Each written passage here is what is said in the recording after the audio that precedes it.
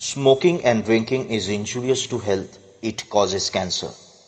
ধূমপান এবং মদ্যপান স্বাস্থ্যের পক্ষে হানিকারক, এটি ক্যান্সারের কারণ।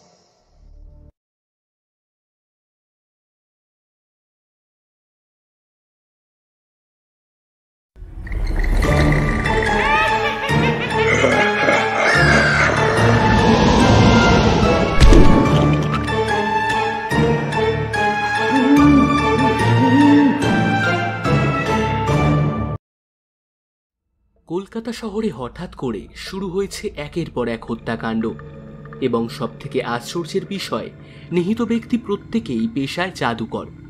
কিন্তু কেন এই হত্যালীলা? কেনই বা বেছে বেছে শুধু জাদুকরদেরই হত্যা করা হচ্ছে?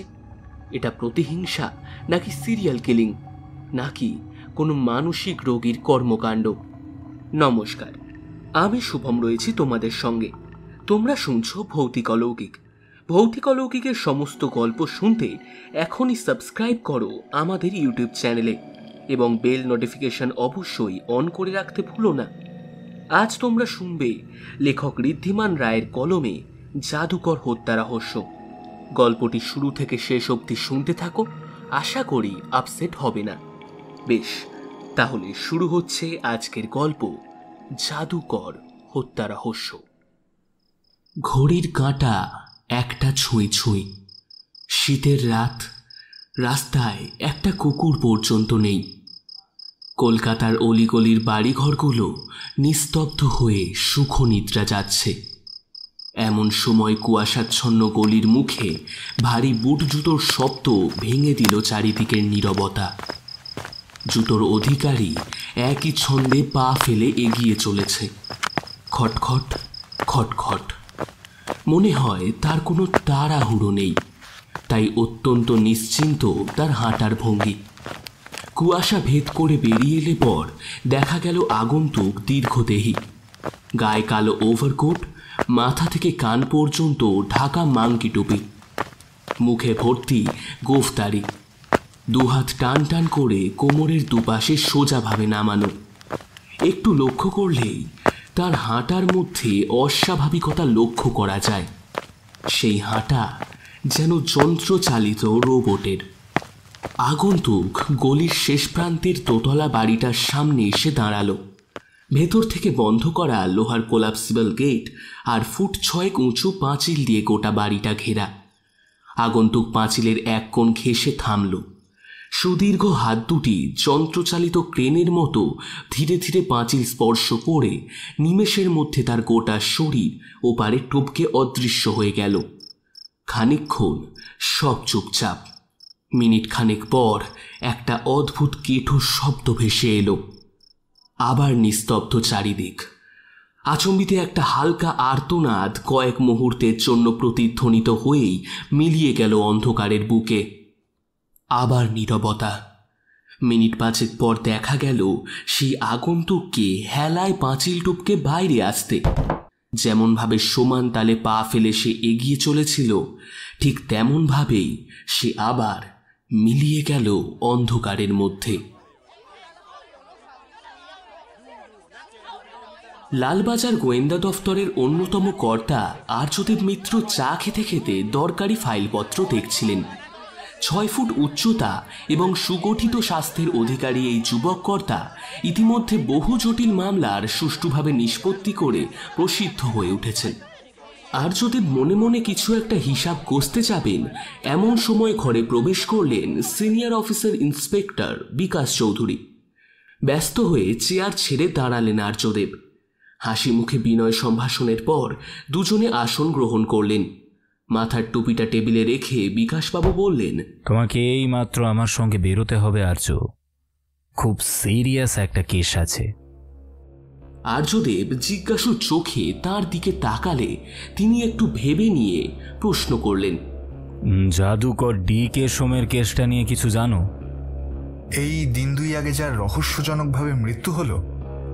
হ্যাঁ, তিনি ডি.কে. সোম।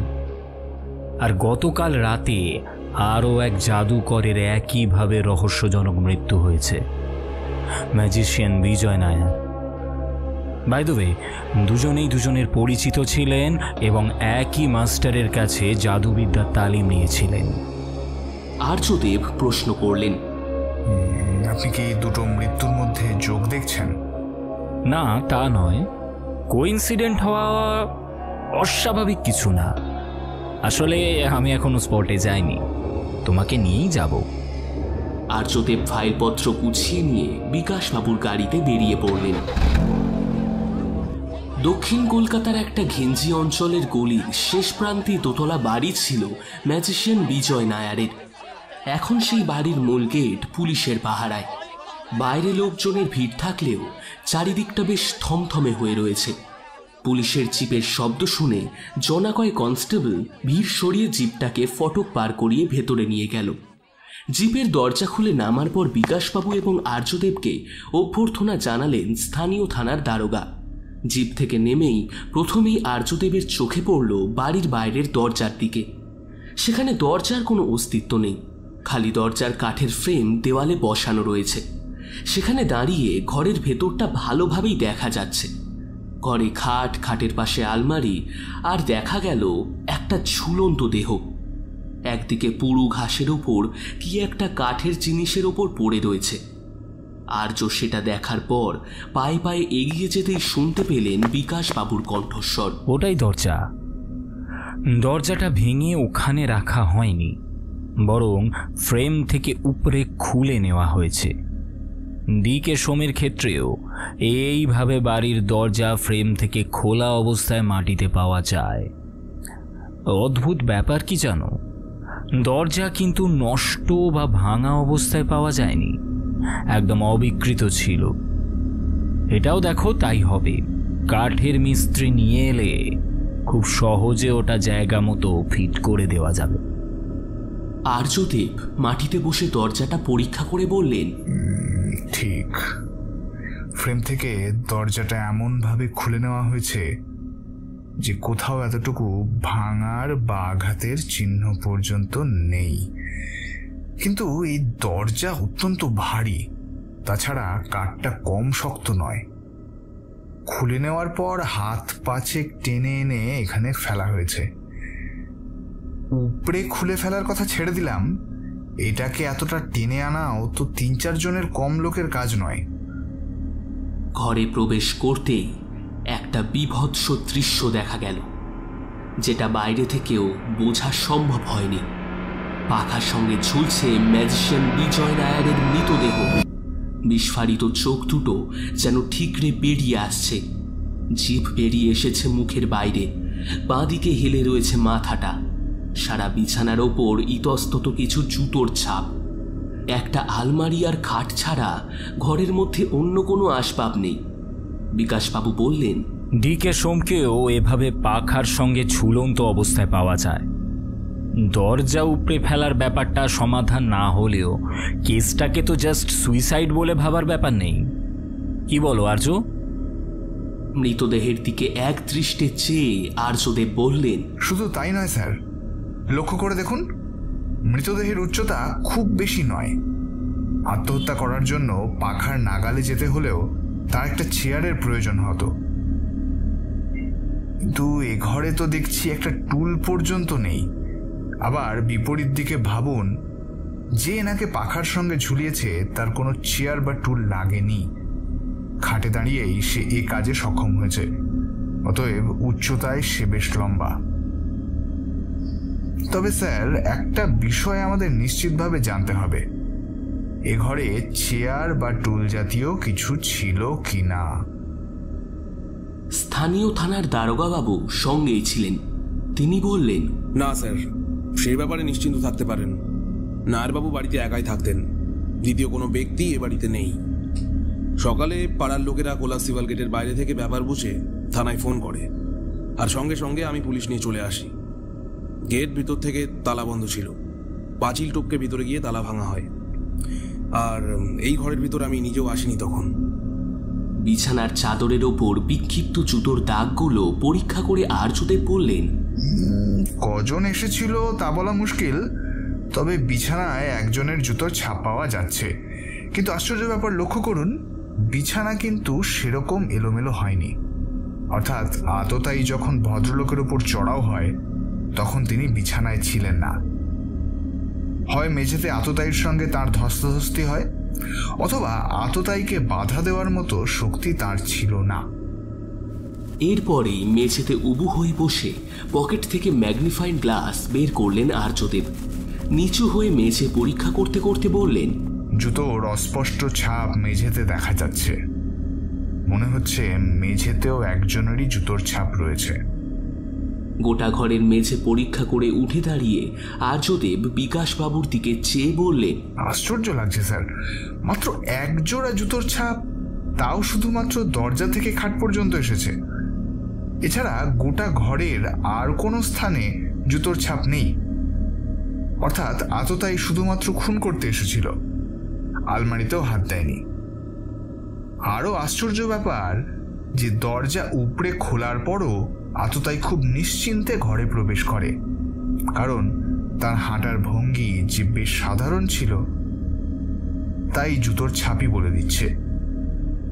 খাটের কাছে পৌঁছতে তাকে কোনো রকম বাধার সম্মুখীন হতে হয়নি। ভদ্রলোকের সঙ্গে হাতাহাতি হলে জুতোর ছাপ মেঝেতে পাওয়া যেত এলোমেলোভাবে। বিকাশবাবু ভ্রু কুঁচকে প্রশ্ন করলেন, অর্থাৎ বলছো খুনির উপস্থিতি নায়ারবাবু টেরই পান? সম্ভবত তাই। দরজা উপড়ে ফেলার শব্দ তার কানে পৌঁছয়নি। সতর্ক হওয়ার সুযোগ পেলে আততায়ীকে বাধা দেওয়ার চেষ্টা করতেন নিশ্চয়ই। আর টের পেলেও কোনো রকম হাতাহাতি এই ঘরে হয়নি।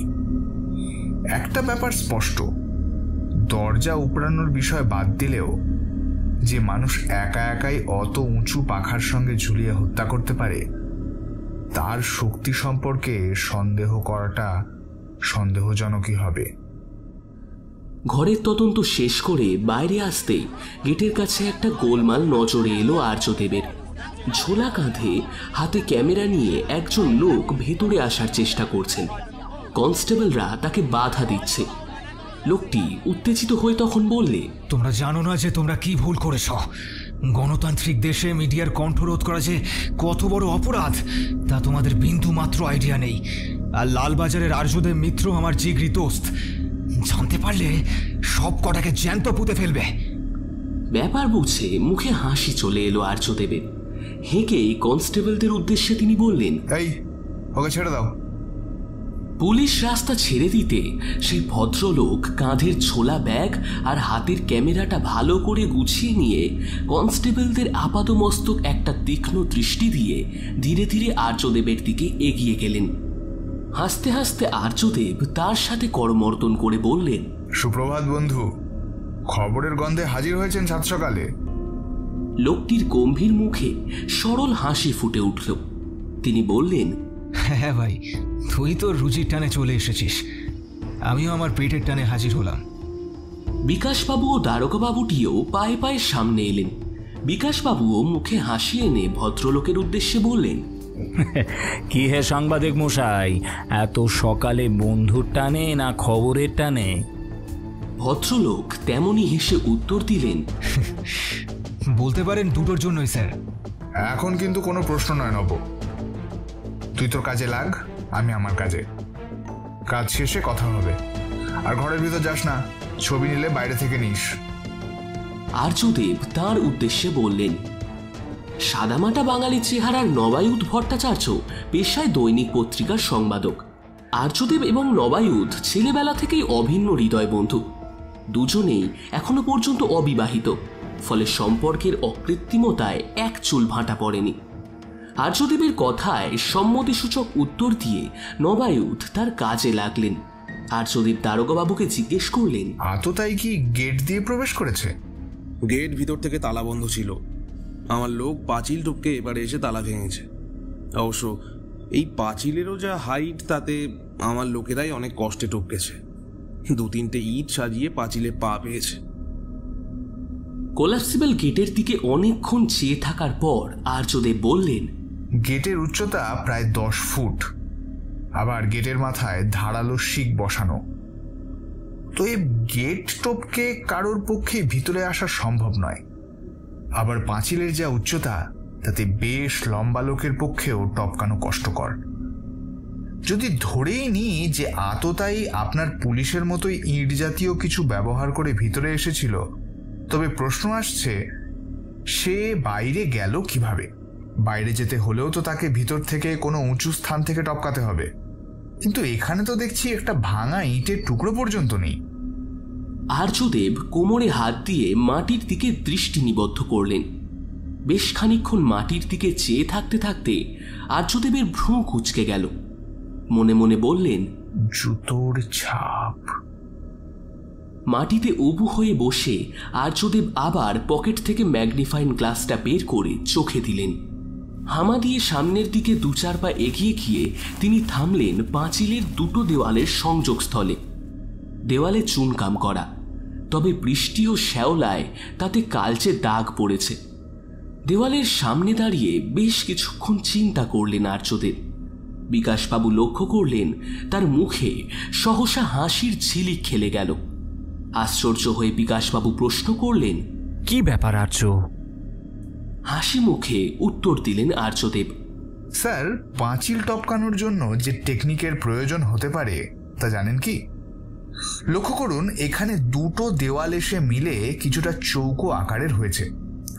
আততায়ী সুন্দর টেকনিক ব্যবহার করে পাঁচিল টপকে ওপারে গেছে। দেখুন আমাকে। আর্যদেব দুহাতে 2 দেওয়ালের মাথার দিকটা চেপে ধরলেন শক্ত করে। অত্যন্ত ক্ষিপ্র গতিতে লাফিয়ে বাঁ পা বাঁ দিকের দেওয়ালের মাঝামাঝি রাখার সঙ্গে সঙ্গে ডান পাটা অসাধারণ কৌশলে ডান দিকের দেওয়ালের একেবারে মাথায় তুলে দিয়ে পাঁচিলে উঠে বসে হাসতে হাসতে আর্যদেব বললেন, আততায়ী একজনই ছিল।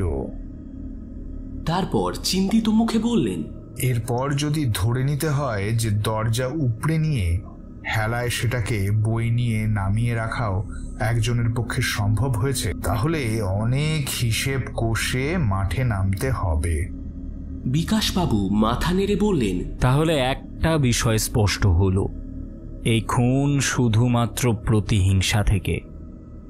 পাঁচিল থেকে নেমে আর্যদেব জিজ্ঞেস করলেন, স্যার, এই 2 জাদুকর কার কাছে জাদুবিদ্যা শিখেছিলেন জানা যাবে? জাদুকর নীলরতন মুখার্জির থেকে। ওহ, জিনিয়াস লোক।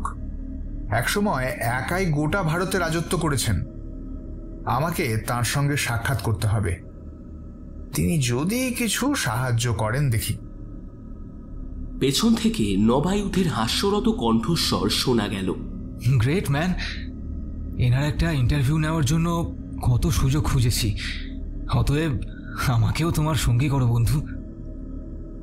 জাদুকর নীলরতন মুখোপাধ্যায় একসময় ভারতের বাইরেও তার শো করে বিখ্যাত হয়ে উঠেছিলেন। মাসখানেক পূর্বে তার একটি আত্মজীবনীমূলক গ্রন্থ প্রকাশিত হয়। সেখানে তিনি জাদুবিদ্যার ওপর গবেষণা কেন্দ্রিক বহু বিষয়ে আলোচনা করেন। কথিত আছে নীলরতন মুখোপাধ্যায় এমন কিছু গুপ্ত জাদু জানেন যা পৃথিবীর খুব কম জাদুকর রপ্ত করেছেন। তবে বর্তমানে তিনি নিস্তেজ, অথর্ব, অসহায় এক ব্যক্তি। বছর 5 আগে উত্তর ভারতে ম্যাজিক শো করতে যান তিনি। দুর্ভাগ্যবশত সেইখানে পাহাড় থেকে হোঁচট খেয়ে পড়ে গিয়ে তার 2 পা ও বাঁ হাত ভেঙে যায়। বাঁচার আশা ছিল অত্যন্ত ক্ষীণ। শেষমেশ সুস্থ হলেও বাঁ হাত আর পা দুটো বাদ চলে যায়। এক সময়কার ভারত খ্যাত এই মহান জাদুকরের বাড়ির দশা দেখলে মন খারাপ হওয়াটাই স্বাভাবিক। শহরের এক প্রান্তে অবস্থিত দোতলা বাড়িটির চুনবালি খসে লাল ইটের মজ্জা বেরিয়ে পড়েছে। যত্নের অভাবে বাড়ির আশেপাশে গজানো জংলি গাছপালার ঝোপ। কলিং বেল বাজাতেই এক অল্প বয়স্ক সুদর্শন যুবক দরজা খুলে আর্যদেব এবং নবায়ুধকে দেখে ঠিক চিনতে না পেরে জিজ্ঞাসু চোখে তাকালো। আর্যদেব বললেন, লালবাজার গোয়েন্দা বিভাগ থেকে এসেছি, নীলরতন বাবুর সঙ্গে জরুরি কথা আছে। যুবক একটু ভেবে নিয়ে তাদের ভেতরে আসতে বলে সরে দাঁড়ালো। তাদের বসতে বলে যুবক বলল, আরে আরে আপনারা একটু বসুন, আমি আসছি। আসলে ওনার তবিয়ত কিছু খারাপ আছে, কি করছেন দেখে আসি।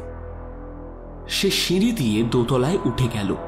নবায়ুধ বললেন, ছেলে হয় বুঝলি তো।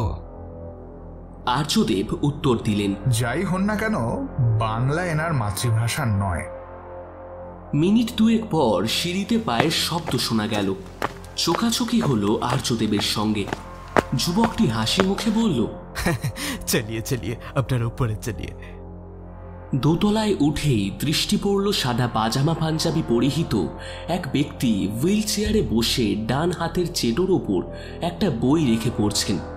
ভদ্রলোকের বাঁ হাতের কনুই থেকে এবং পা দুটো হাঁটুর নিচ থেকে নেই। বোঝা গেল ইনি জাদুকর নীলরতন মুখোপাধ্যায়। যুবকটি নীলরতন বাবুর সঙ্গে আর্যদেবের পরিচয় করিয়ে দিল। দুজনে হাত জোড় করে প্রণাম করলেন। নীলরতন বাবু ধীরে ধীরে ডান হাতের বইটা বিছানায় নামিয়ে রেখে স্মিত হেসে বললেন, তোমরা মডার্ন যুগের ছেলে, এখন কি আর এসবের যুগ আছে বাবা? তাছাড়া আমাকে প্রণাম করার কোনো অর্থ নেই। প্রাণ ভরে আশীর্বাদটুকু দেওয়ারও সামর্থ্য নেই আজ আমার। আর্যদেব আলতো হেসে উত্তর দিলেন, ভাগ্যের ফের কে বাধা দিতে পারে বলুন?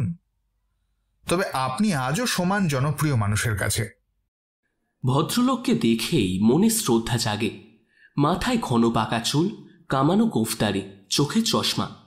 স্বাভাবিক অবস্থায় বেশ লম্বা ছিলেন বোঝা যায়। নীলরতন বাবু দুজনকে বসতে বলে যুবককে জিজ্ঞেস করল, আপনারা চা খাবেন তো? না না, তার কোনো প্রয়োজন নেই, আমরা এইমাত্র চা খেয়ে বেরিয়েছি। উত্তর দিলেন নবায়ুধ। আর্যদেব কটমট করে নবায়ুধের দিকে তাকালেন। বস্তুত চায়ে আর্যদেবের দিন হোক কিংবা রাত, কোনো সময়েই না নেই। যুবক আর কোনো কথা না বলে ঘর ছেড়ে বেরিয়ে গেল। আর্যদেব জিজ্ঞেস করলেন, ইনি আপনার ছেলে হন? মৃদু হেসে নীলরতনবাবু উত্তর দেন, আমি অবিবাহিত। ওকে আমি ওই উত্তর ভারত থেকে নিয়ে আসি। সেখানে থাকাকালীন আমি ওই পাহাড় থেকে পড়ে গিয়ে পঙ্গু হয়ে যাই। তারপর ওর সেবাতেই প্রাণ ফিরে পাই। অনাথ ছেলে, কিন্তু খুব গুণী। কোনো আত্মীয় ওর ছিল না। আমি ওকে সঙ্গে করে নিয়ে আসি। আমার দেখাশোনা থেকে শুরু করে বাড়ির সব কাজই ও করে। নিজের ছেলে থাকলেও এত করতো না। ওর নাম সুনীল, যাতে গোর্খা। যখন এসেছিল একদম বাংলা বলতে পারতো না। শিখিয়ে ওই অনেকটা রপ্ত করিয়েছি। খানিকক্ষণ থেমে নীলরতনবাবু প্রশান্ত দৃষ্টিতে আর্যদেবের দিকে তাকিয়ে জিজ্ঞেস করলেন, হঠাৎ পুলিশের আমাকে দরকার পড়ল কেন জানতে পারি? ভদ্রলোকের চোখ দুটো একটু লালচে। সম্ভবত শারীরিক অসুস্থতাই এর কারণ। আর্যদেব মার্জিতভাবে বললেন, আসলে একটা তদন্তে আপনার সাহায্যের প্রয়োজন পড়বে, তাই আপনাকে বিরক্ত করতে এলাম। দিন তিনেক আগে জাদুকর ডি.কে. সোমের রহস্য মৃত্যু হয়েছে, সে খবর জানেন নিশ্চয়ই? নীলরতনবাবু আর্যদেবের দিকে দৃষ্টি সরিয়ে ছাদের দিকে তাকিয়ে অত্যন্ত ধীর কণ্ঠে বললেন, দিলীপ আমার ছাত্র ছিল। তাহলে আর একটা নতুন খবর দিই আপনাকে। গতকাল রাতে জাদুকর বিজয় নায়ারের রহস্যজনকভাবে মৃত্যু হয়েছে। তিনিও সম্ভবত আপনার কাছেই জাদুবিদ্যা শিখেছিলেন, তাই তো? নীলরতনবাবুর ভ্রু সংকুচিত হল, কিন্তু তেমনি ধীরে ধীরে পুনরায় আর্যদেবের দিকে চেয়ে তিনি বললেন, হ্যাঁ, ওদের হঠাৎ এভাবে। বলতে বলতে থেমে গেলেন। উত্তরের অপেক্ষা না করে আর্যদেব বলে চললেন, আসলে দুটো মৃত্যুকেই হত্যা হিসেবে ধরা হয়েছে এবং উভয় ক্ষেত্রেই খুনির মোটিভ একই, শুধুমাত্র হত্যা করা। আচ্ছা নীলরতনবাবু, আপনি এই খুনের কোনো রকম কারণ অনুমান করতে পারেন কি? কি করে বলি বলো? ওদের সঙ্গে তো আমার বহু বছর কোনো যোগাযোগ নেই। ওরা ব্যক্তিগত শো নিয়েই দিন রাত ব্যস্ত থাকে শুনেছি। অবশ্য এখন এই জাদুবিদ্যার পেশায় যা নোংরামি প্রবেশ করেছে, তাতে ব্যক্তি শত্রু থাকাটা অস্বাভাবিক নয়। আমাদের সময় জাদুবিদ্যা শুধুমাত্র পেশা ছিল না, একটা শিল্প ছিল। দর্শকদের মনোরঞ্জন করাই মূল উদ্দেশ্য ছিল তখন। আর এখন তো ম্যাজিক দেখানো রোজগারের মাধ্যম হয়ে গেছে। জাদুঘরদের মধ্যেও রেষারেষি কম নয় দেখি। আচ্ছা, আপনি এমন কতজনকে জাদুবিদ্যা শিখিয়েছিলেন? আমি পেশাদারি ভাবে কাউকে কখনো জাদুবিদ্যা শেখাইনি, তবে একটা সময় আমার 5 জন ছাত্র হয়। আমার অন্ধ ভক্ত ছিল এরা। অনেক বছর ধরে আমার পেছনে পড়েছিল জাদুবিদ্যা রপ্ত করার জন্য। শেষে এক প্রকার বাধ্য হয়ে এদের আমি জাদুবিদ্যা শেখাই, তবে তা গোপনীয় ভাবে। বেকার ছিল ওরা তখন। সন্তানের মতোই ভালোবেসে ফেলি। কোনোদিনও একটা পয়সা পর্যন্ত নিইনি। বেকার ছেলেগুলো সব আমার সহকারী হিসেবে কাজ করার সুযোগ এদের প্রত্যেককেই দিয়েছি। বাকি ছাত্রদের পরিচয় জানতে পারি? দিলীপ আর বিজয় ছাড়াও সন্তোষ, উৎপল জাদুঘর হিসেবে খারাপ প্রতিষ্ঠা পায়নি। ওদের পসারও তো ভালো। এবার নবায়ুত বললেন, হ্যাঁ, ম্যাজিশিয়ান সন্তোষ দে আর উৎপল গাঙ্গুলির নাম আমিও শুনেছি। ভ্রু কুঁচকে আর্যদেব প্রশ্ন করলেন, আর পঞ্চমজন? সুরেশ? হ্যাঁ, সুরেশ আমার বাকি ছাত্রদের মতো জাদুকর হিসেবে প্রতিষ্ঠা পেতে পারেনি। এর জন্য ওর ওই ধৈর্যহীনতা আর নির্বুদ্ধিতাই দায়ী। মেজাজও প্রচন্ড উগ্র। বাকি 4 ছাত্র আর যাই হোক না কেন মন প্রাণ দিয়ে জাদু রপ্ত করেছে। এমনকি নিষ্ঠা রাখার জন্য ওরা আমার মতো অবিবাহিত রয়ে গেছে। কিন্তু সুরেশ জাদু শিখতে শিখতেই বিয়ে করে নেয়। অবশ্য বিয়ে করা কোনো অন্যায় নয়, আমিও সেটাকে সমর্থন করি। কিন্তু প্রতিষ্ঠা না পেয়ে যাহা একটু আধটু বিদ্যে শিখেছিল সংসারে প্রবেশ করে একেবারে এক ঘরে হয়ে গেল। এখন তো শুনেছি ছোট একটা ওই দোকান চালায় মুদিখানার। তাও সংসার ঠিক মতো চলে না। এই সুরেশের সঙ্গে দিলীপ বাবুর বা বিজয় নায়ারের কি খারাপ সম্পর্ক ছিল? আসলে ওদের কারোর সাথেই কারোর সুসম্পর্ক ছিল না। যতটা না রাখলে নয় ততটা রাখতো। তবে সুরেশ যে প্রথম থেকেই বাকিদের চেয়ে আলাদা সেটা তো বললামই।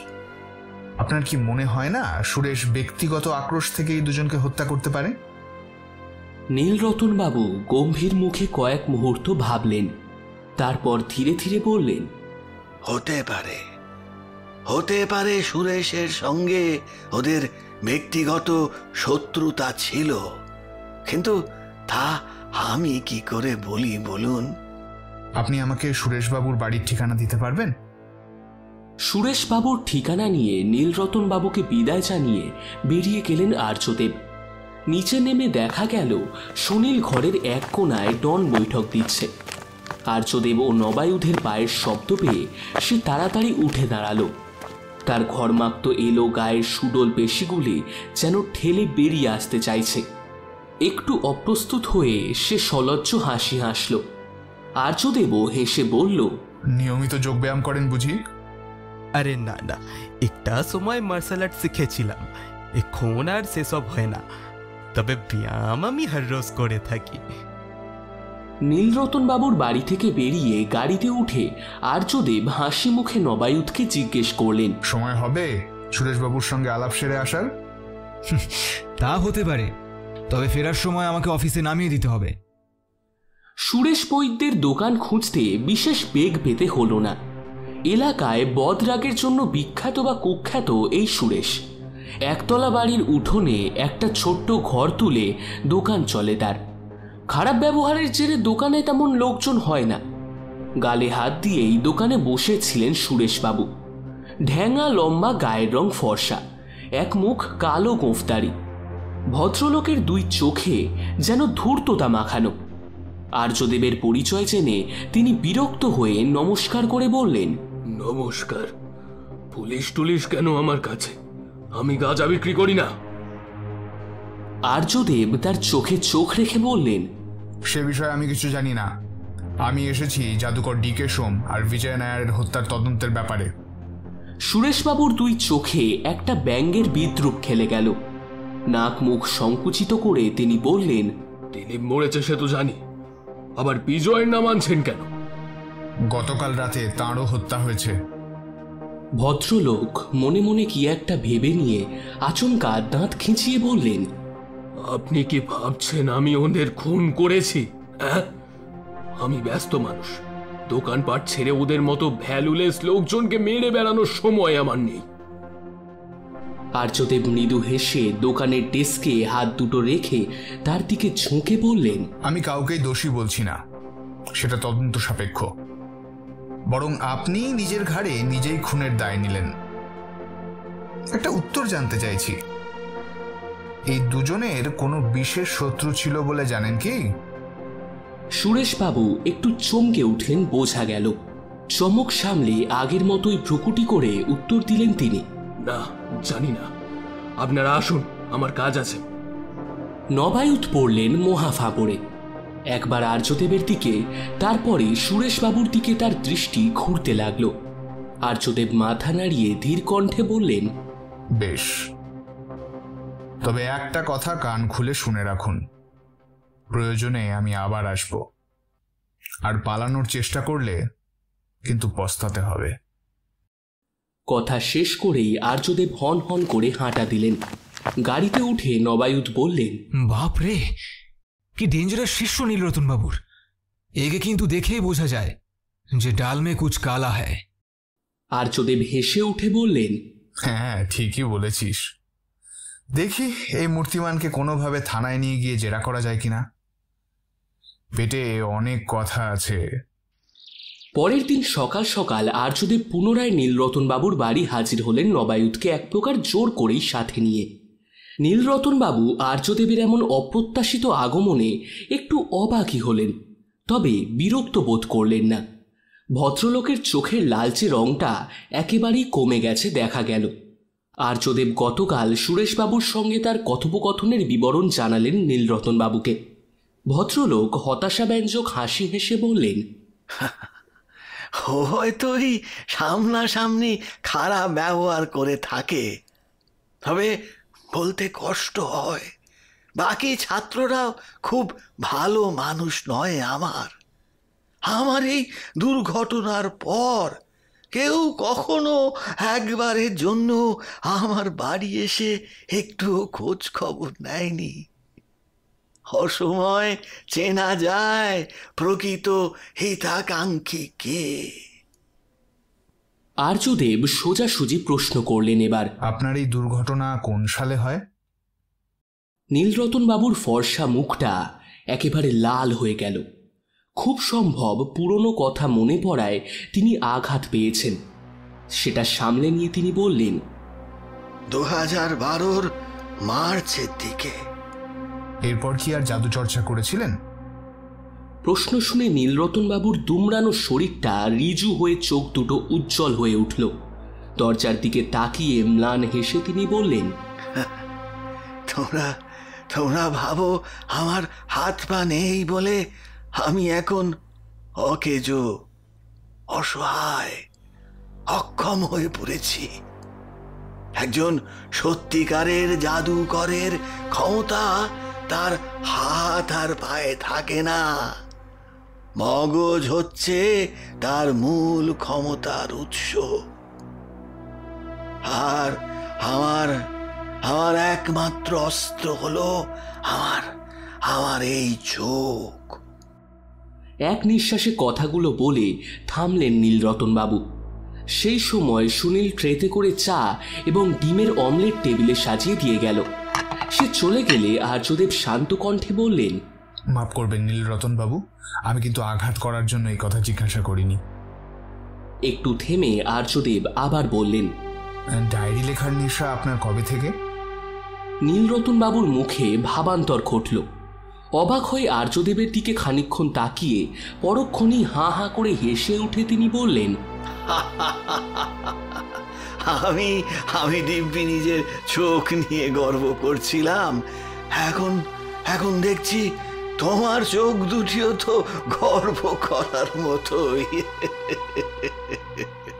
বিস্মিত নবায়ুধের চোখ আর্যদেবের দৃষ্টি অনুসরণ করে চলে গেল ঘরের এক কোণে রাখা বইয়ের সেলফের দিকে।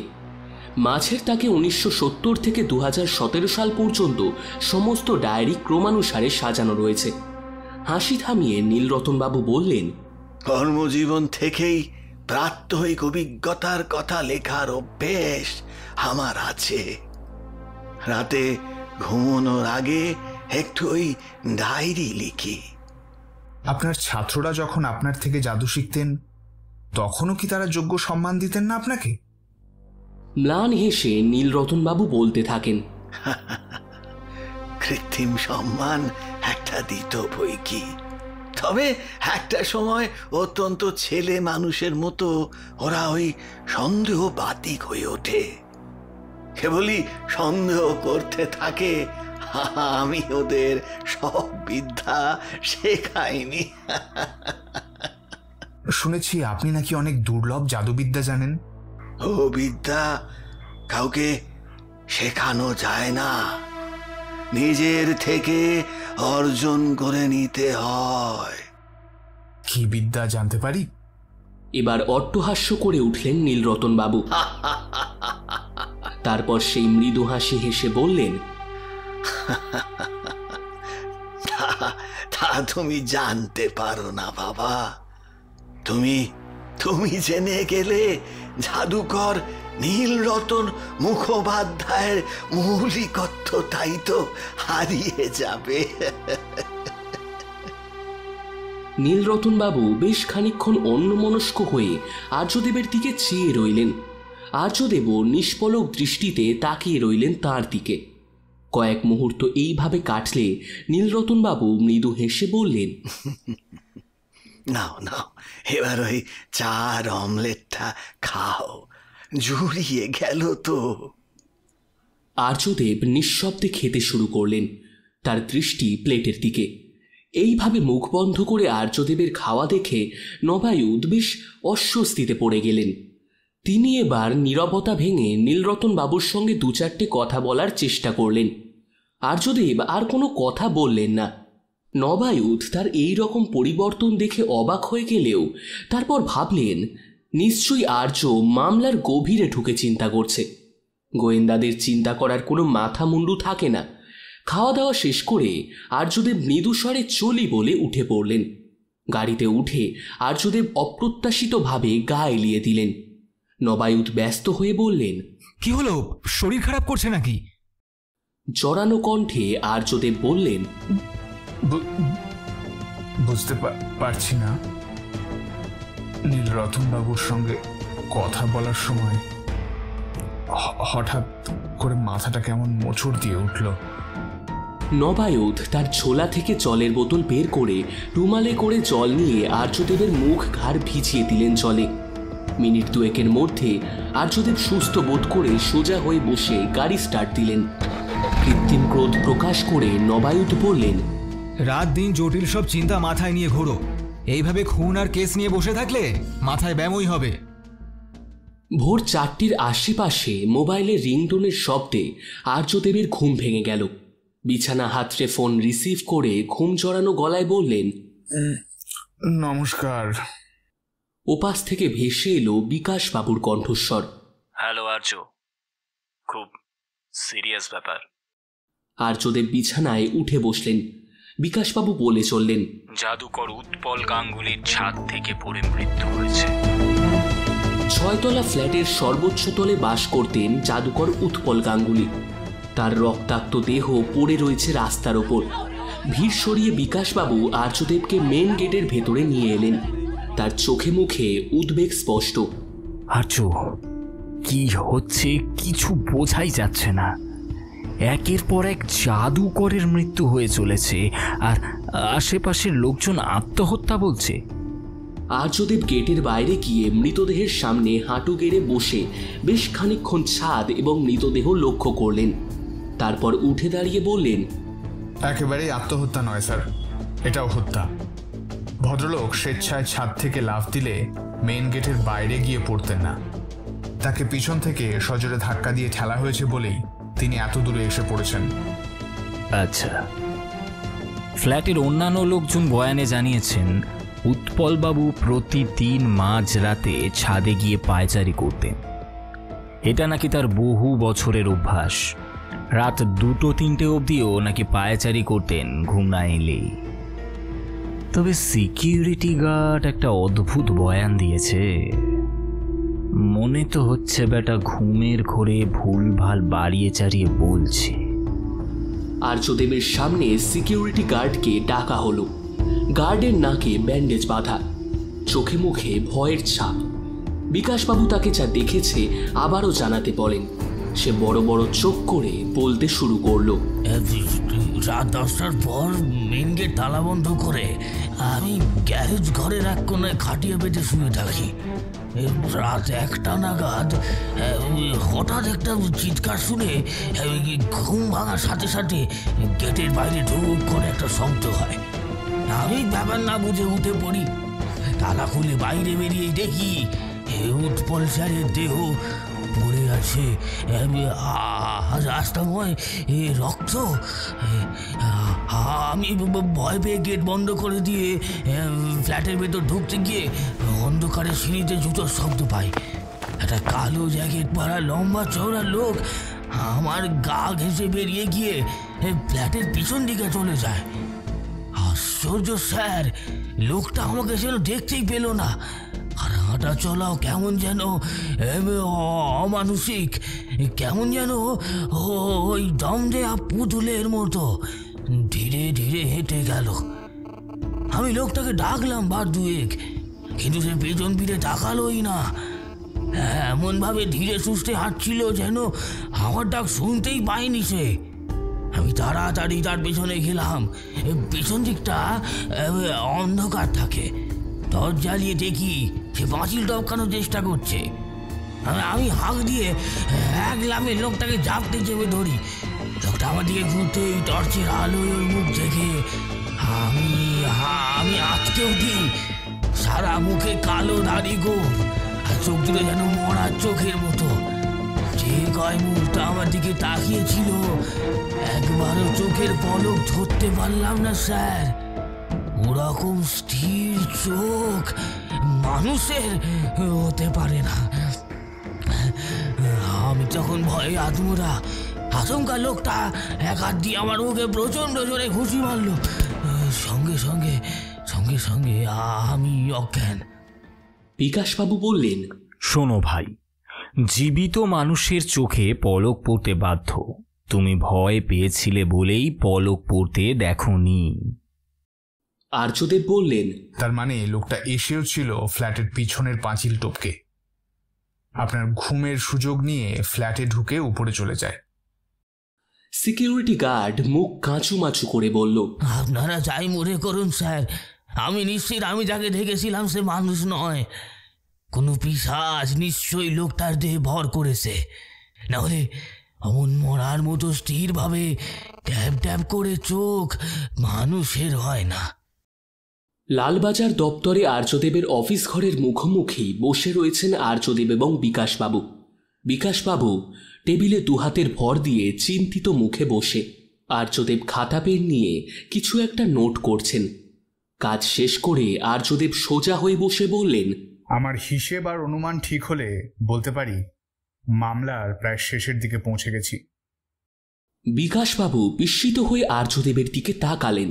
আর্যদেব বলে চললেন, উৎপলবাবুর হত্যার পর হত্যাকারীর মোটিভ সম্পর্কে নিশ্চিত হওয়া গেল যে তার রোষ কলকাতা শহরের যে সে জাদুকরের উপর নয়, শুধুমাত্র নীলরতনবাবুর ছাত্রদের উপর।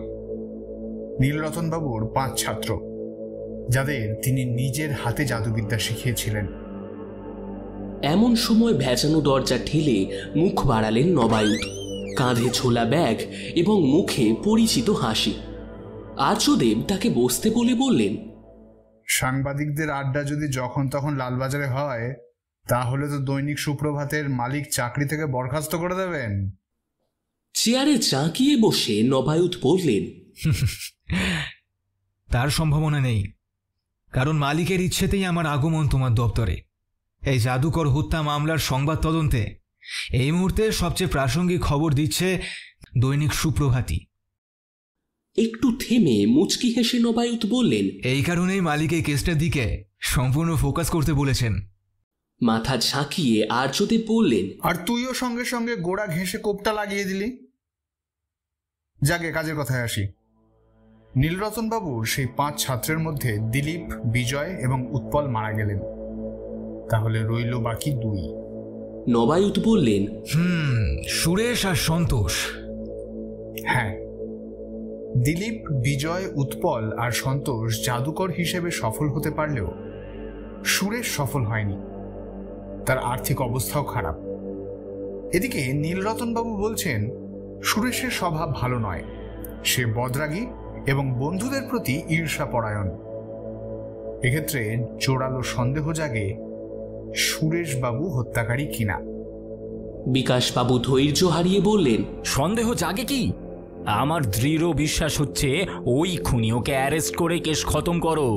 আপনার হাতে কি প্রমাণ আছে যা দিয়ে কাউকে গ্রেফতার করা যাবে? আরে ওয়ারেন্ট এনে আপাতত গ্রেফতার করা যাক না, তারপর চাপকে কথা বের করে নেওয়া যাবে না হয়।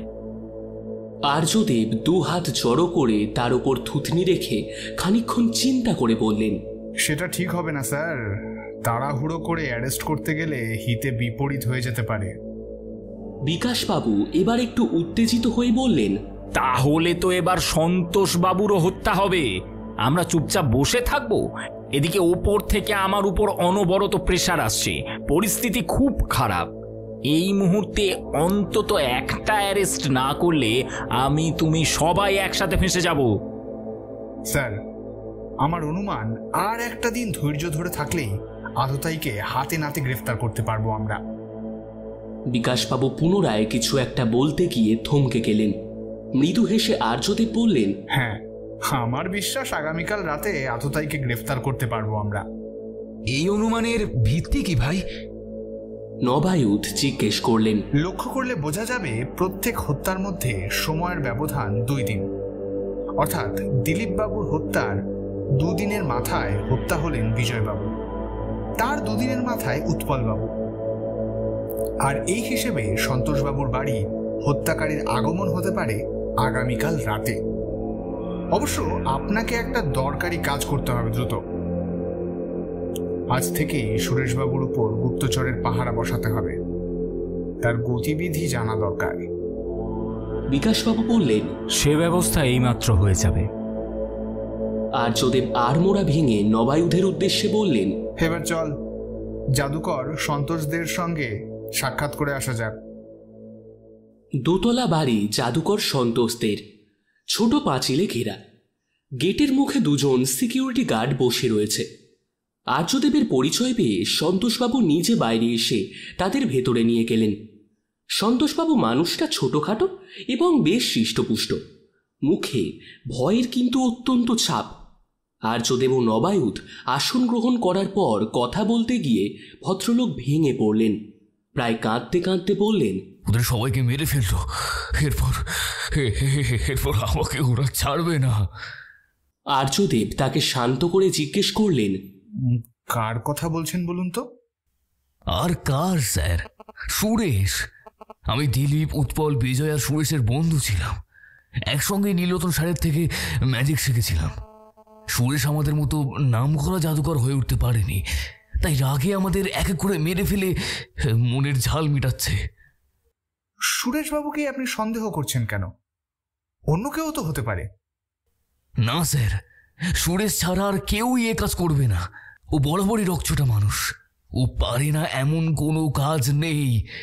ও ও স্বাভাবিক মানুষ নয়, ও সাইকো পেশেন্ট। আর্যদেব ভদ্রলোককে সান্ত্বনা দিয়ে বললেন, আজ রাতে কোনো সমস্যা হবে না, আপনি নিশ্চিন্তে ঘুমন। আগামীকাল রাতে আমরা আপনার সঙ্গী হব। সম্ভবত আগামীকালই অপরাধী ধরা পড়বে। সন্তোষবাবু মাথা নেড়ে বললেন, আজ নয় কেন স্যার?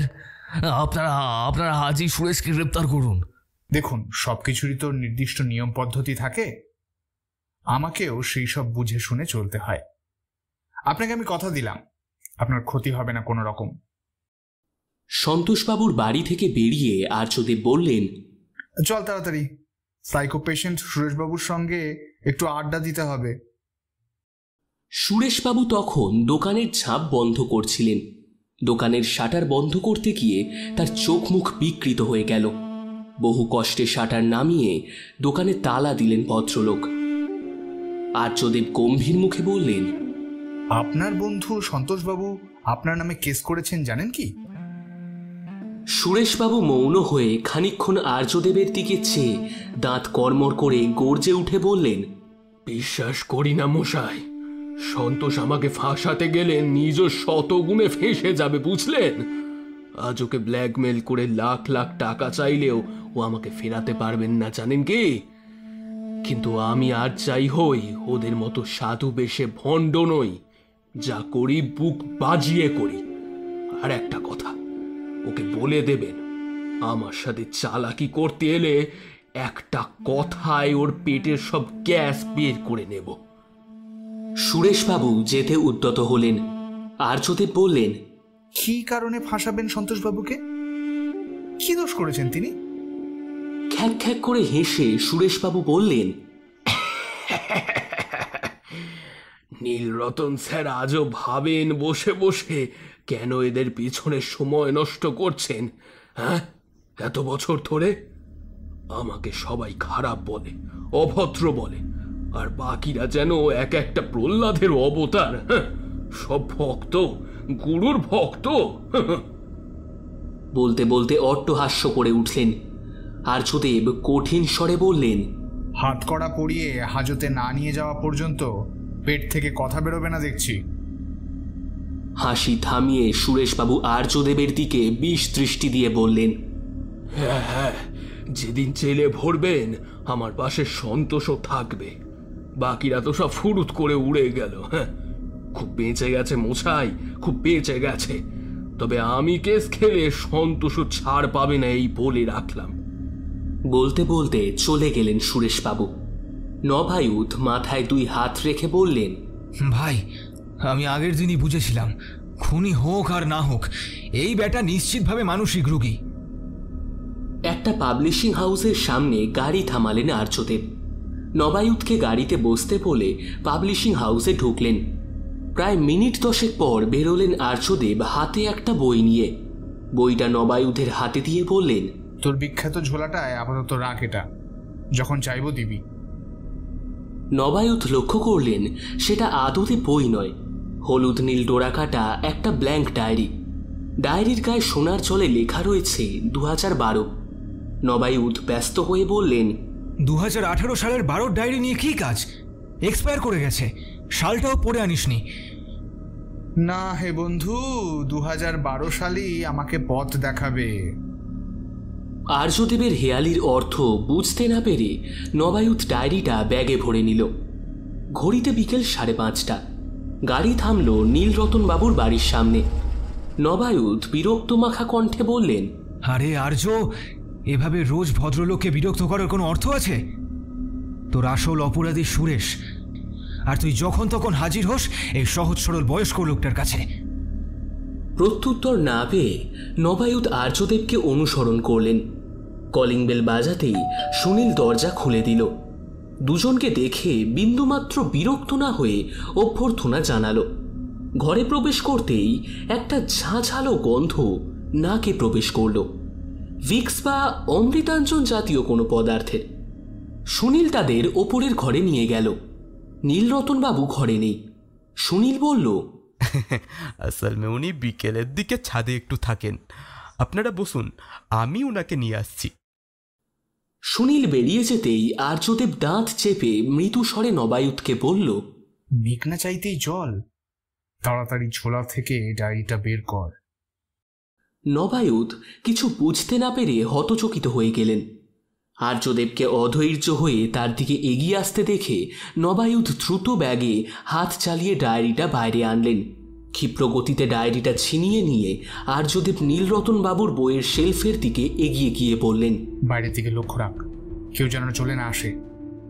বিস্মিত নবায়ুধ লক্ষ্য করলেন আর্যদেব নীলরতন বাবুর লেখা ডায়েরিগুলির মধ্যে থেকে একটা ডায়েরি তুলে নিয়ে তার স্থানে ব্ল্যাঙ্ক ডায়েরিটা রেখে দিলেন। পরের মুহূর্তে সেই ক্ষিপ্র গতিতে নবায়ুধের দিকে এগিয়ে এসে ডায়েরিটা চালান করে দিলেন নবায়ুধের ব্যাগে। অকস্মাৎ আর্যদেবের এমন অভাবনীয় কীর্তি দেখে নবায়ুধ বিস্ময়ে হাঁ হয়ে গেলেন। কিছুই হয়নি এমন একটা ভাব করে আর্যদেব চেয়ারে বসলেন। তার দেখা দেখি নবায়ুধ গ্রহণ করলেন আসন। আর্যদেবের কানের কাছে মুখ এনে চাপা স্বরে জিজ্ঞেস করলেন, কাজটা কি ভালো হলো? তেমনি ফিস করে উত্তর দিলেন আর্যদেব, হ্যাঁ, নিঃসন্দেহে। নীলরতন বাবু ছাত্রদের সম্পর্কে কি কথা গোপন করছেন? সুরেশবাবুর এত আস্ফালন কেন? বাকি চারজনই বা কি দোষ করেছেন? সব উত্তর পাবো আশা করছি এই ডায়েরিটায়। তা বলে এভাবে চুরি করবি? নীলরতন বাবুকে বলে ডায়েরিটা নিলে হতো না? আর্যদেব কটমট করে নবায়ুধের দিকে তাকিয়ে বললেন, সাংবাদিকের কি বুদ্ধি! ঘরের বাইরে হুইল চেয়ারের শব্দ শোনা গেল। ধীরে ধীরে হুইল চেয়ার চালিয়ে ভেতরে প্রবেশ করলেন নীলরতন বাবু। আর্যদেব লক্ষ্য করলেন প্রথম দিনের মতো নীলরতন বাবুর চোখ দুটো আবার লালচে হয়েছে। নীলরতন বাবুর কিছু বলার পূর্বেই আর্যদেব উঠে দাঁড়িয়ে বললেন, আপনাকে অসুস্থ বোধ হচ্ছে। আজ বেশি সময় নেব না আপনার কাছে। গতকাল রাতে উৎপল বাবুর মৃত্যু হয়েছে জানেন নিশ্চয়ই। ভদ্রলোক নীরবে হ্যাঁ সূচক মাথা নাড়ালেন। আপনাকে জানাতে এলাম যে আপনার ছাত্র সন্তোষবাবু সুরেশের নামে অভিযোগ করেছেন। তিনি বলছেন সবকটা হত্যা সুরেশবাবুর করা। আবার সুরেশবাবু হুমকি দিচ্ছেন তাকে গ্রেফতার করা হলে সন্তোষবাবু ফেঁসে যাবেন। নীলরতন বাবুর মুখে একটা বিদ্রুপের হাসি খেলে গেল। একটা দীর্ঘশ্বাস ছেড়ে তিনি বললেন, কিছু বলার নেই ভাই। শাস্ত্রেই বলে অযোগ্য পাত্রে বিদ্যা দান করতে নেই, বিফলে যায়। আচ্ছা, আপনি বিশ্রাম করুন, আমরা আজ আসি। আচ্ছা, ওই সুরেশই কি হত্যাগুলো করছে বলে তুমি মনে করো? ধীর কণ্ঠে প্রশ্ন করলেন নীলরতন বাবু। হ্যাঁ, আমারও তাই বিশ্বাস। নিচের ঘরে নামতেই সেই অমৃতাঞ্জনের ঝাঁঝালো গন্ধ নাকে প্রবেশ করল। সুনীল সোফায় গা এলিয়ে শুয়েছিল। আর্যদেব নবায়ুধের পায়ের শব্দে উঠে বসে পিটপিট করে তাকালো। আর্যদেব জিজ্ঞেস করলেন, মাথায় বাম মেখেছেন মনে হচ্ছে, শরীর খারাপ নাকি? তবিয়ত ঠিকই আছে, বাস 6-7 দিন ধরে মাথায় খুব দর্দ হচ্ছে, কেন জানি না। ডাক্তার দেখান, মাইগ্রেন হতে পারে। আর কিছু না বলে আর্যদেব বাইরে চলে গেলেন। নবায়ুধের ব্যাগ থেকে নীলরতন বাবুর ডায়েরিটা বের করে নিয়ে আর্যদেব তাকে তার অফিসের সামনে নামিয়ে দিলেন। সন্তোষবাবুর বাড়ি গোলপার্কের একটা নির্জন গলির মধ্যে। 11:30টার মধ্যেই নিভে গেছে এলাকার সমস্ত বাড়িঘরের আলো। গোটা পাড়ায় শুধুমাত্র সন্তোষবাবুর একতলার জানালার ফাঁক দিয়ে আলো ঠিকরে বেরিয়ে জাগিয়ে রেখেছে চারিদিকের অন্ধকারকে। বাইরের গেটে অতি সতর্কভাবে পাহারা দিচ্ছে 4 জন প্রহরী। ঘরের মধ্যে সোফায় বসে কথা বলছেন আর্যদেব, নবায়ুধ, বিকাশবাবু এবং সন্তোষবাবু। সন্তোষবাবুর চোখে মুখে ভয়ের ছাপ অত্যন্ত স্পষ্ট। আর্যদেব তাকে জিজ্ঞেস করলেন, সন্তোষবাবু, একটা সত্যি কথা বলতে পারবেন? সন্তোষবাবু সব প্রশ্ন চাইলেন তার দিকে। আপনি বা আপনার বন্ধুরা কখনো কোনো রকম গুরুতর অপরাধ করেছিলেন? সন্তোষবাবুর মুখটা মুহূর্তের মধ্যে মরার মতো ফ্যাকাশে হয়ে উঠল। জোর করে মুখে হাসি এনে তিনি বললেন, কই না তো। সুরেশবাবু কিন্তু তাই বলেন। আরে না না স্যার, বলছিলাম না ও সাইকো পেশেন্ট, ভুলভাল বোকা অভ্যেস আছে ওর। সন্তোষবাবুর চঞ্চল দৃষ্টির দিকে স্থিরভাবে তাকিয়ে আর্যদেব উত্তর দিলেন, সে না হয় সাইকো, কিন্তু আমি গোয়েন্দা। আমি তো জেনে গেছি আপনার এবং আপনাদের কীর্তির কথা।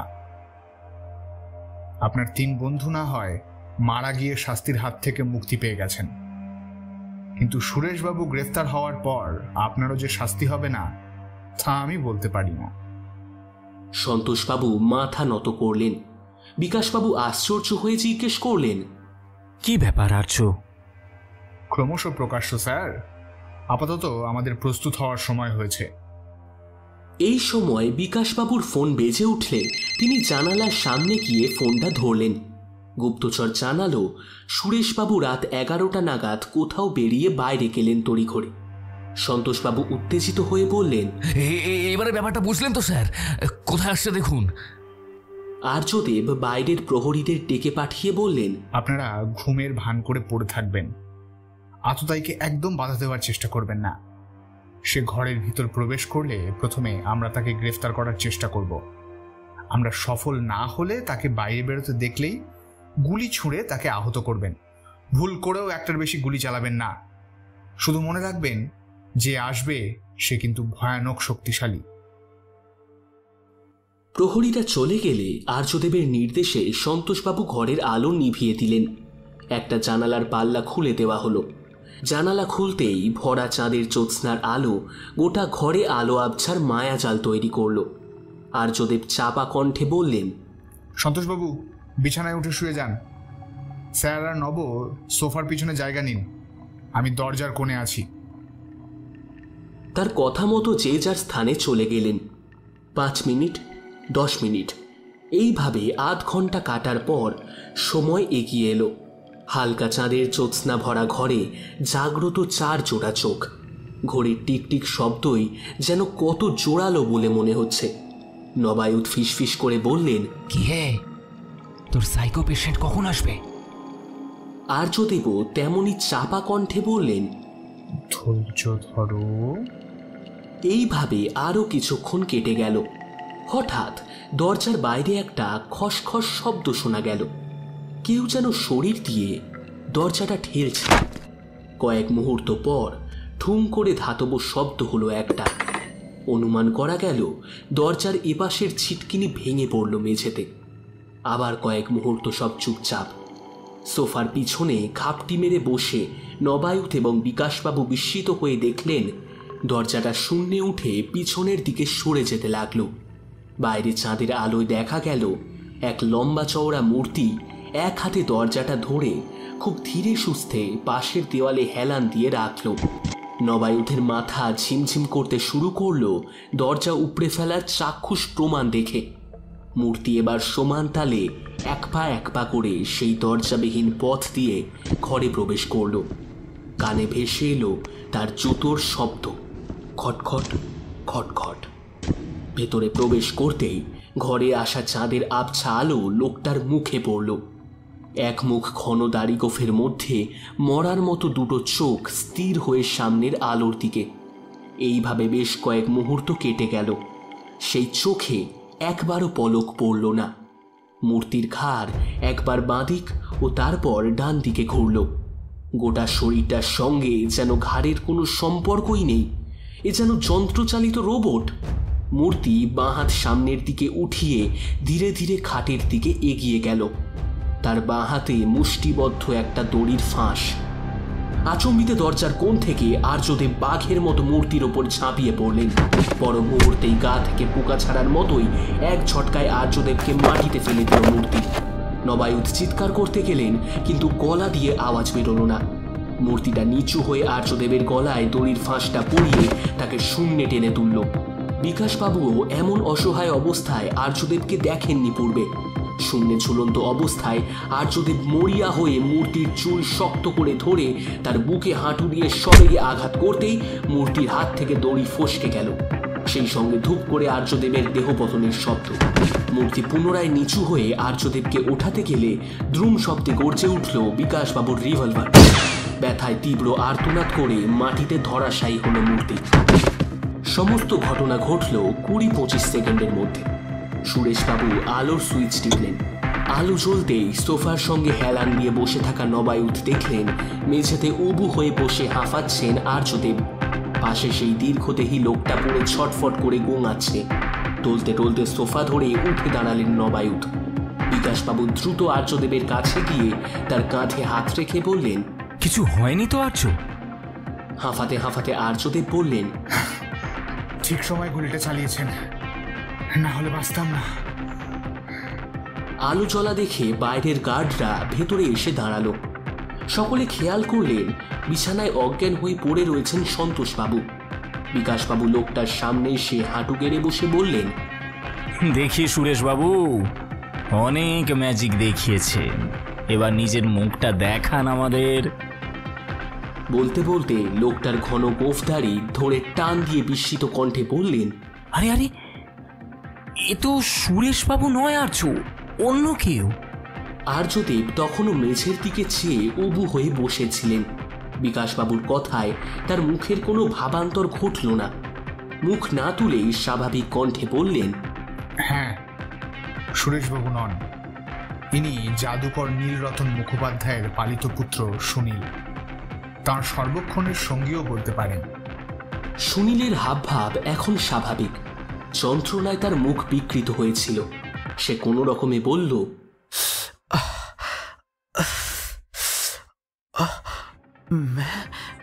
मैं यहाँ पर कैसे आया?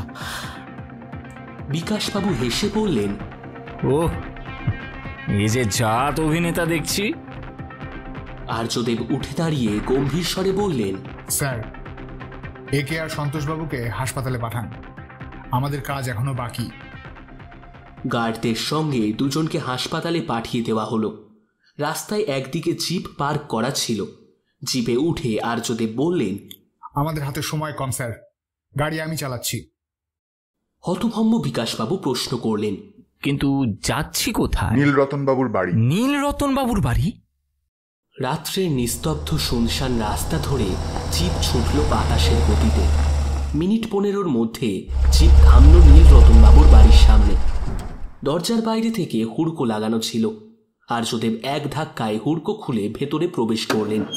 অন্ধকার চারিদিক, তবে দোতলার ঘর থেকে আলোর রেখা দেখা যাচ্ছে। নীলরতনবাবু জেগে রয়েছেন এত রাতে। আর্যদেব 3 লাফে সিঁড়ি পার করে নীলরতনবাবুর ঘরে চলে গেলেন। রেলিং ধরে ধীরে ধীরে প্রবেশ করলেন ঘরে বিকাশবাবু ও নবায়ুধ। ঢুকতেই তারা চমকে উঠলেন একসঙ্গে। ঘরে তখন এক বিভৎস দৃশ্য। দরজার দিকে মুখ করে হুইল চেয়ারে বসে রয়েছেন নীলরতনবাবু। মাথাটা চেয়ারের বাঁ দিকে হাতলের ওপর নুইয়ে পড়েছে। ঈষৎ হাসি মাখানো মুখ দিয়ে ফেনিয়ে উঠছে টাটকা গ্যাজলা। স্থির রক্তাভ চোখ দুটো মেঝের ওপর স্থির হয়ে রয়েছে। খাটের ওপর বসে রয়েছে আর্যদেব। খাটের ওপর বসে আর্যদেব চোখ নীলরতনবাবুর ডায়েরির পাতায়। তার মুখ গম্ভীর, তবে মুখে বিস্ময়ের ছাপ নেই বিন্দুমাত্র। বিকাশবাবুর সামনে এগিয়ে এসে বললেন, কিভাবে কিভাবে এমন অবস্থা হলো ওনার? ডায়েরির পাতা থেকে মুখ না তুলে স্বাভাবিক কণ্ঠে উত্তর দিলেন আর্যদেব, বিষ খেয়ে আত্মহত্যা করেছেন। নীলরতন মুখোপাধ্যায় আপনার অপরাধী স্যার। বিস্ময়ের পর বিস্ময়। নবায়ুধ সন্তোষবাবুর বাড়িতে থাকাকালীন একটা কথাও বলেননি। তিনি এবার বললেন, পাগল নাকি তুই? যে মানুষ নিজে চলতে পর্যন্ত পারে না, তিনি হুইল চেয়ারে বসে 3-3টে খুন করবেন? তাছাড়া এসব কথার অর্থ কি? শুনিলি তো ধরা পড়ল। বিছানা ছেড়ে উঠে দাঁড়িয়ে মৃদু হাসলেন আর্যদেব। বললেন, সুনীল সরল গোবেচারা এক যুবক মাত্র। যারা খুন হয়েছে তাদের সে চেনেও না। বিকাশবাবু ভ্রু কুঁচকে বললেন, কি বলতে চাইছো বলো তো ভাই? বেশ, আমার কথাগুলো মন দিয়ে শুনুন। মামলাটার গোড়া থেকে আমরা শুধু হাবুডুবুই খেয়ে গেছি, অথচ মামলার কিনারা করেছে মাত্র একটা ডায়েরি। নীলরতনবাবুর 2012 সালের ডায়েরি। সে সময় তিনি উত্তর ভারতে জাদু প্রদর্শন সফরে যান, আর প্রচলিত ধারণা অনুসারে তিনি সেখানে পাহাড় থেকে পড়ে আহত হয়ে পঙ্গু হয়ে যান। কিন্তু এই সরল স্বীকারোক্তিটি কখনোই তার মুখ থেকে আমি শুনতে পাইনি। বরং কথায় কথায় ছাত্রদের সম্পর্কে ক্ষোভ আর হতাশা প্রতিফলিত হয় তার মুখে। বারে বারে বুঝি তিনি কিছু একটা বলতে গিয়েও বলছেন না, গোপন করছেন। সেই সময় তার মুখ থেকে একটা আপাত গুরুত্বপূর্ণ কথা জানতে পারি। তিনি এমন এক গুপ্ত জাদুবিদ্যা জানেন যার ব্যাপারে তার ছাত্রেরা জেনে যায়। এরপর সেই গুপ্ত বিদ্যা শেখার জন্য তারা নীলরতন বাবুর পিছনে পড়ে। ভদ্রলোকের কর্মজীবন থেকে ডায়েরি লেখার অভ্যাস আছে। আমার দৃঢ় বিশ্বাস হয় 2012 সালে সেই উত্তর ভারত সফরের মধ্যেই লুকিয়ে আছে আসল রহস্য। সেই মতো আমি 2012 সালের ডায়েরি হাত করার চিন্তা করি। যে সন্দেহ মনে এসেছিল তাই সত্যি হয় ডায়েরি পড়ে।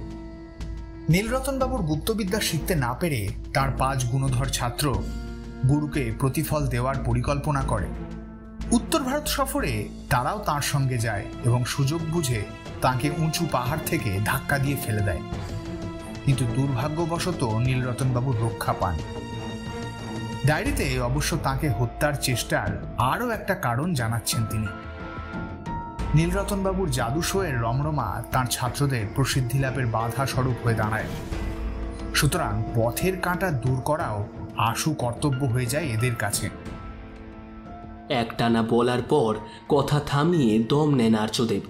বিকাশবাবু ও নবায়ুধ মন্ত্রমুগ্ধের মতো তাঁর দিকে চেয়ে। নবায়ুধের দিকে তাকিয়ে মৃদু হেসে পুনরায় বলতে থাকেন আর্যদেব, তোমার মানসিক রোগী সুরেশবাবুর এত স্পর্ধার রহস্য এখানেই লুকিয়ে। বন্ধুদের একের পর এক হত্যা হতে দেখে সন্তোষবাবুর মাথায় সুরেশ ছাড়া অন্য কোনো নাম আসে না। নীলরতনবাবুর নাম তো নয়ই। সুরেশবাবু নিজে জাদুকর হিসেবে প্রতিষ্ঠা পাননি, ফলে বাকিদের প্রতি ঈর্ষা হওয়া স্বাভাবিক। এই সন্দেহে সন্তোষবাবু সুরেশের নামে কেস করার তোড়জোড় শুরু করেন। কিন্তু ধূর্ত সুরেশ পাল্টা হুমকি দেয় তাকে পুলিশ ধরলে নীলরতনবাবুর হত্যার ষড়যন্ত্র ফাঁস হয়ে যাবে। উভয় সংকটে পড়েন সন্তোষবাবু। এইবার আসি সুনীলের কথায়। সুনীলেরও পরিচয় রয়েছে ডায়েরিতে। যাতে গোর্খা সুনীলের মা ওর ছেলেবেলায় মারা যান। বাবা ছিলেন মার্শাল আর্টের এক সফল মানুষ। সুদূর জাপান থেকে তিনি ক্যারাটে, কুংফু ও জুডোর তালিম নেন। সুনীল তার থেকেই মার্শাল আর্টের কৌশল রপ্ত করে। নীলরতনবাবুর উত্তর ভারত সফরকালে তার বাবার কোনোভাবে মৃত্যু হয়। সে সময় সুনীল সদ্য যুবক, নিঃসহায়। অসুস্থ নীলরতনবাবুকে মৃতপ্রায় অবস্থা থেকে উদ্ধার করে সেই তাঁর সেবা করে। সুস্থ হলে কলকাতায় ফেরার সময়ই নীলরতনবাবু তাকে সঙ্গে নিয়ে আসেন। প্রাণে বাঁচলেও হুইল চেয়ারে কর্মহীন বিষাদময় জীবন তাকে হতাশ করে তোলে। প্রমাণের অভাবে ছাত্রদের কুকীর্তির কথা তিনি জনসমক্ষে আনতে পারেন না, বরং এত বড় একটা ষড়যন্ত্র মানুষের কাছে নিতান্ত দৈব দুর্ঘটনা বলে প্রকাশ পায়। ক্ষোভ, হতাশা, ছাত্রদের বিশ্বাসঘাতকতা সব মিলে তার বুকে প্রতিশোধ স্পৃহার আগুন জ্বলে ওঠে। নীলরতনবাবু অসাধারণ পরিকল্পনা করে সরল সুনীলের অমানসিক শক্তিকে নিজের প্রতিশোধের কাজে ব্যবহার করেন। আর্যদেব থামতে বিকাশবাবু বললেন, অর্থাৎ সুনীলের মাধ্যমে তিনি খুনগুলো করলেন। সুনীল যে এতগুলো খুন করেছে তা সে নিজেই জানে না। অসম্ভব বলে উঠলেন বিকাশবাবু। নবায়ুধ মন্ত্রমুগ্ধের মতো কথাগুলো শুনে চলেছে। ম্লান হেসে আর্যদেব ইশারায় ওনাকে থামতে বলে বললেন, এর কারণ নীলরতনবাবু সেই গুপ্ত জাদুবিদ্যা, আর সেই বিদ্যা হলো হিপনোটিজম। এই হিপনোটিজম বহু প্রাচীন এক বিদ্যা। উইকা অর্থাৎ আমাদের দেশে যা ডাকিনী বিদ্যা নামে পরিচিত, সেই বিদ্যার অন্তর্গত বশীকরণ।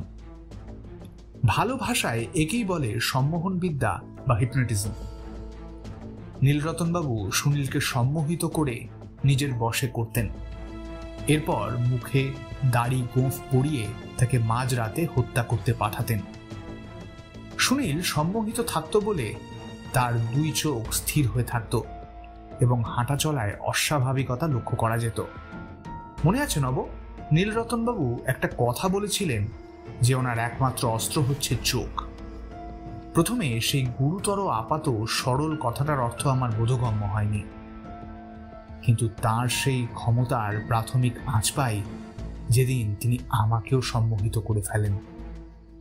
নবায়ুধ বিকাশবাবুর বিস্ময়াতীত মুখের ভাবে হেসে উঠে আর্যদেব বললেন, যেদিন আমি নীলরতনবাবুর বাড়ি থেকে বেরিয়ে সাময়িক অসুস্থ হয়ে পড়ি, মনে আছে সেদিনের কথা নব? আমার চেয়ে অধিক তুই ভদ্রলোকের ক্ষমতা চাক্ষুষ করতে পেরেছিস, তুই সৌভাগ্যবান। সেদিন তাকে বেশ কিছু অস্বস্তিকর প্রশ্ন করে ফেলি, ফলে আমাকে থামাতে নিজের সেই সম্মোহন বিদ্যার প্রয়োগ করতে বাধ্য হন তিনি। পরে সুস্থ স্বাভাবিক হলে সমস্ত ব্যাপারটা খুঁটিয়ে বুঝি, যা বুঝতে ব্যর্থ হয় সাদাসিধে সুনীল। এরপর লক্ষ্য করি প্রত্যেক হত্যার পরের দিন নীলরতনবাবুর দুই চোখ হয়ে ওঠে অস্বাভাবিক রক্তাভ। সুনীলের তীব্র মাথা যন্ত্রণা কিংবা জীবন্ত হত্যাকারীর মরার মতো স্থির চোখ, সমস্ত আপাততুচ্ছ ঘটনাগুলি সাজিয়ে আভাস পাই এক গভীর ষড়যন্ত্রের। সম্মোহন বিদ্যা সম্পর্কে বিশেষ চর্চা আর উৎসাহ আমার বরাবর। উইকিপিডিয়া ঘেঁটে আরো চর্চা করে শেষে হিপনোটিজমের চরম সম্পর্ক লক্ষ্য করি এই মামলায়। নবায়ুধ ভ্রুকুঁচকে প্রশ্ন করলেন, কিন্তু আর্য, আমরা চোখের সামনে যে খেলার ছলে দরজা উল্টে ফেলার দৃশ্য দেখলাম, এটা কি সত্যি সম্ভব? আমাদের নিত্য স্বাভাবিক জীবনের বিপরীতে কত যে অস্বাভাবিক বা অসম্ভব ব্যাপার ঘটতে পারে তা আমরা কল্পনাও করতে পারি না, তবু তা ঘটে। অনেক বিদেশি কাহিনী কথায় হিপনোটিজম করে শয়তানকে বশ করার গল্প পড়েছি আমরা। এমনকি সাধারণ মানুষকে নিখুঁতভাবে সম্মোহিত করে তার শারীরিক শক্তি বহুগুণ বাড়িয়ে দেওয়াও সম্ভব। অন্তত হিপনোটিজম থিওরির গবেষণা তাই বলে। আর আমাদের সুনীল তো এমনিতেই একজন আয়রন ম্যান। বিকাশবাবু সন্দিগ্ধ স্বরে বললেন, কিন্তু সুরেশবাবু যে কোনোভাবেই এর সঙ্গে যুক্ত নয় সে ব্যাপারে তুমি নিশ্চিত? সত্যি বলতে প্রথমে সুরেশবাবুকে যে আমার সন্দেহ হয়নি তা বলবো না, কিন্তু হিপনোটিজম তত্ত্বের আভাস পাওয়ার পর তাকে নিয়ে ভাবা আমি কিছুটা হলেও কমাই। শেষে সুরেশবাবুর দোকানে গিয়ে আমার দৃঢ় বিশ্বাস হয় সে অন্তত হত্যাকারী নয়। যে ব্যক্তি দোকানের শাটার নামাতে গিয়ে হাঁপাতে থাকে তাকে এরকম হত্যাকাণ্ডের সঙ্গে যুক্ত করার চেষ্টা অর্থহীন। তাছাড়া বদমেজাজ ছাড়াও দোষের মধ্যে গাঁজা বাংলা মদ খাওয়ার নেশাটা রয়েছে ভদ্রলোকের, তাই ওনাকেও সারাদিনের দোকান চালানোর পর রাতে বেরিয়ে পড়তেই হয়। একটু হেসে বললেন আর্যদেব। কোকিলের মিষ্টি ডাক ভেসে এলো। আর্যদেব ঘরের জানালাগুলি খুলতে খুলতে বললেন, ভোরের পবিত্র আলো বাতাস আসুক এই প্রতিশোধের আগুন টাটা ঘরে। সস্থানে ফিরে এসে আর্যদেব খাট থেকে তুলে নিলেন নীলরতনবাবুর ডায়েরি। বললেন, নীলরতনবাবুর শেষ লেখা সামান্য পড়ছি, শুনুন। এই ডায়েরি পুলিশের হাতে পড়ার পূর্বেই আমি ইহলোকের মায়া ত্যাগ করব তা ভেবে দুঃখ হচ্ছে না, বরং বহু বছর পর এক অনাবিল আনন্দ আমাকে মুক্তির শিখরে নিয়ে চলেছে। আজ নিজের হাতে আইন তুলে নেওয়ার শাস্তি তো নিজেকে ভোগ করতেই হবে। অন্তত দেশে যতদিন শ্রীমান আর্যদেবের মতো নিষ্ঠাবান আইন রক্ষক রয়েছেন, ধর্মের কল বাতাসে নড়ে।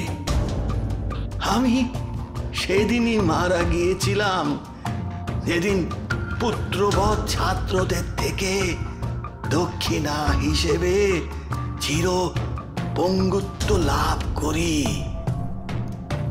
আজ আমার নশ্বর দেহটা বিলীন হবে।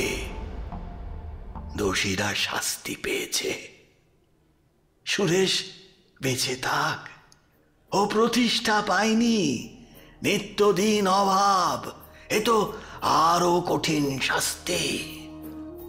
প্রতিহিংসার ক্ষুধায় যেভাবে সুনীলকে ব্যবহার করেছি তাতে তাতে নরকেও স্থান পাওয়া আমার কঠিন।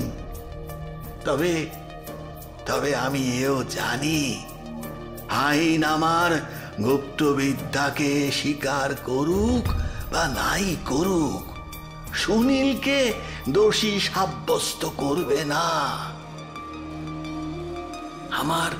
আমার ব্যক্তিগত সমস্ত স্থাবর অস্থাবর সম্পত্তি সুনীলের নামে উইল করা। আর্যদেব থামলেন। চেয়ারে হেলানো নীলরতন বাবুর দেহের দিকে চোখ গেল নবায়ুধের। উষার সূর্যের প্রথম কাঁচা কিরণ পড়েছে নীলরতন বাবুর স্মিত হাস্যময় মুখের ওপর। সেই মুখে তখন পরম পরিতৃপ্তির ছাপ।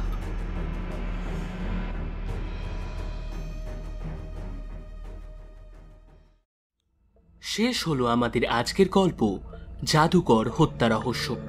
গল্প পাঠে ছিলাম আমি শুভম, মুখ্য চরিত্রে শুভদীপ সাহা, অন্যান্য চরিত্রে অরূপ, সৌম্য, রাজ, শুভম, অমিতাভ, সৌভিক এবং অর্পণ। শব্দ সংযোজন এবং আবহে 49C প্রোডাকশন ক্লাব। প্রচ্ছদ বৃষ্টি। তাহলে আজকের গল্প আপনাদের কেমন লাগলো অবশ্যই কমেন্ট সেকশনে জানাবেন। ভালো লাগলে লাইক, শেয়ার এবং সাবস্ক্রাইব করে আমাদের পাশে থাকবেন এবং অবশ্যই বেল আইকনে প্রেস করতে ভুলবেন না। বেশ, তাহলে আজকের মতো চলি। পরবর্তী গল্প নিয়ে খুব শীঘ্রই আমরা ফিরছি। নমস্কার।